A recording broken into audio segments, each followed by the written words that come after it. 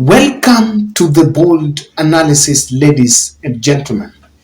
Today was a good day. I was in Murang'a, at least huko. I was specifically in Maragua, at least huko kumenyesha kidogo, and the people in that end are really peaceful Kenyans. I just loved my few hours stay there.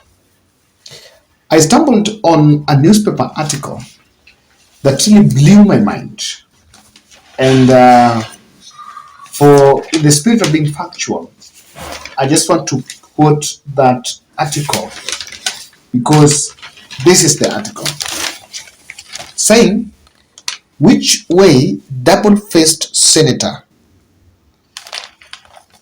check out that, which fist, which way?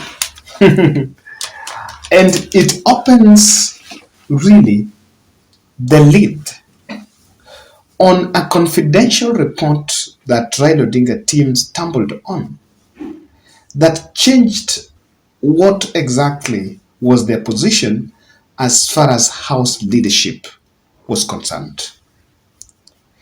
And I want to say that was the story of Nyamira Senator Kongo Omogeni. I don't know if the first name is Okongo. I know there was Okongo Mungare, that this Omogeni. I don't know where both of them are Okongo. But I know this one is Omogeni, the other one is, the previous one was Mungare. Now, this is what that story is saying.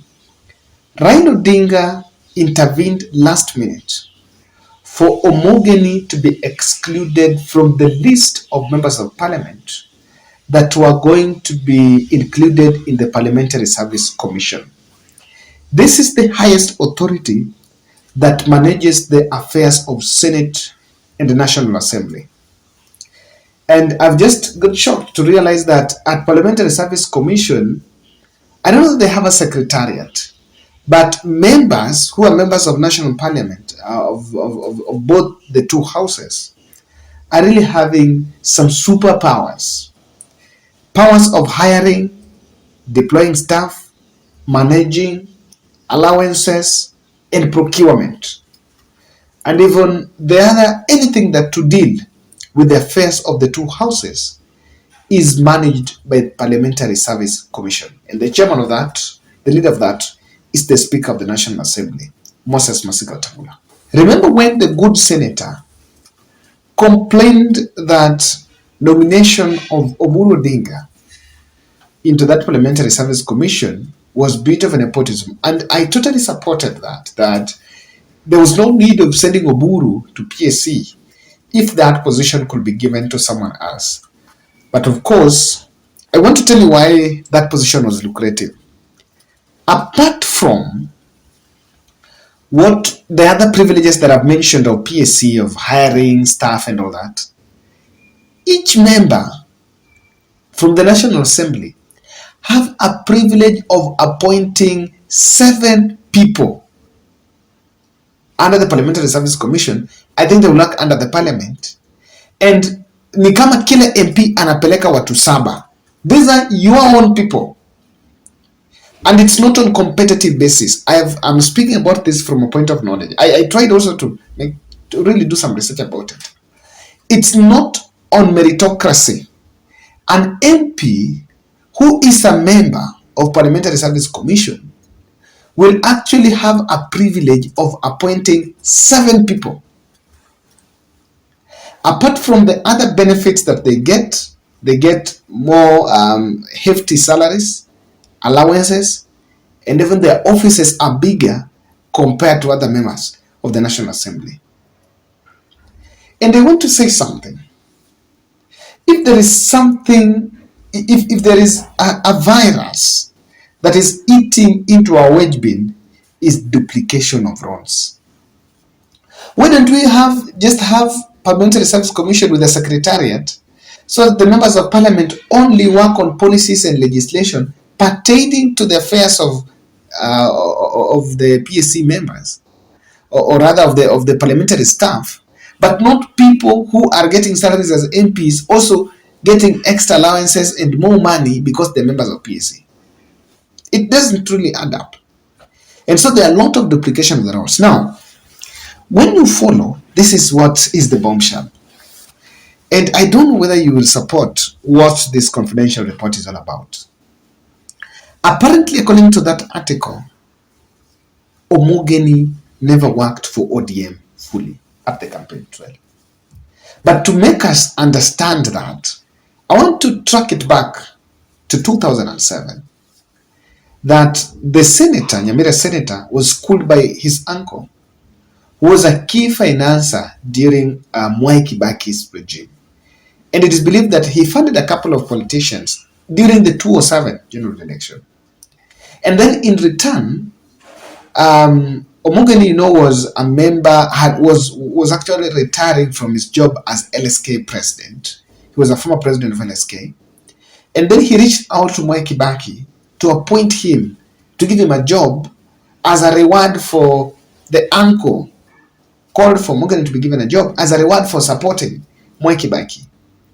And according to this editor, he's saying that's how he got a position and went to head the Ethics and Anti-Corruption Commission. So that was in the Grand Coalition government up to until 2013, when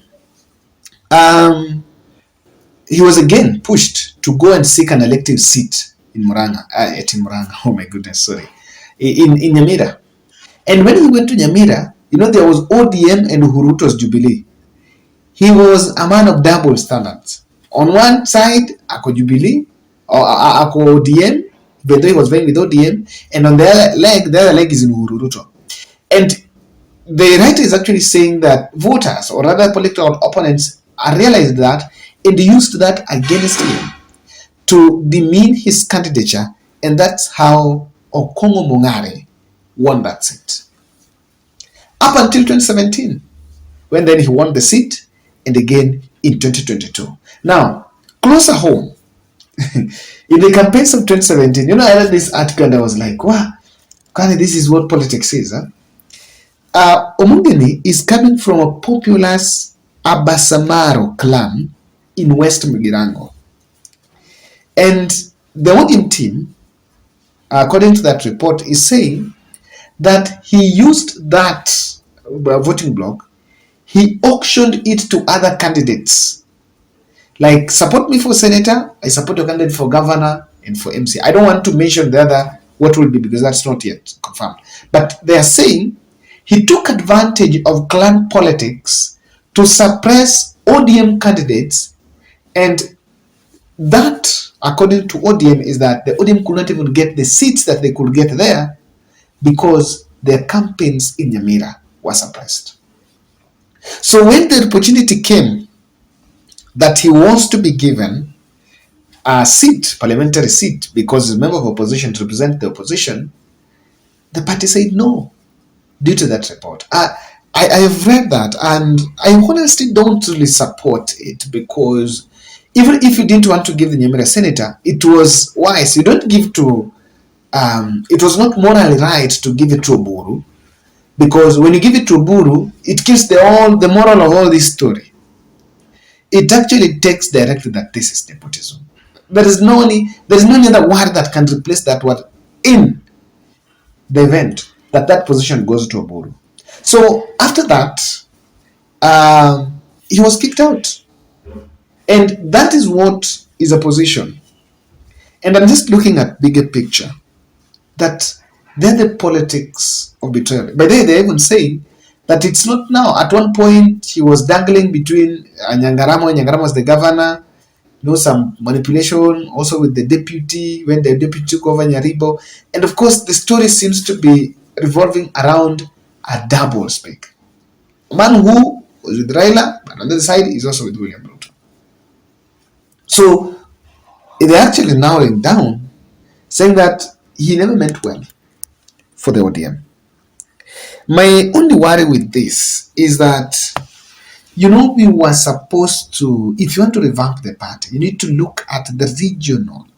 Most of these positions, it must represent regions, like Gusi, You needed to look at it so that the voices of dissent, the voices of discord, discontent, do not emerge. As much as there could be what went wrong at the campaign trail, and the audit seems to be out. But you also need to know that if Raila has a plot to revamp ODM party, he must make sure that the parliament, the members of parliament, under Azimio, under ODM, all feel a fair share of the slots.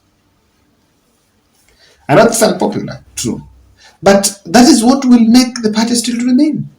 Otherwise, people are going to cross over. And sometimes I say this is the difference. You need to create that difference. As in, if you look at Oburu does not add any vote to Raila. He doesn't add any value to Raila, if you ask me, apart from the fact that he's a brother and can do some family transactions.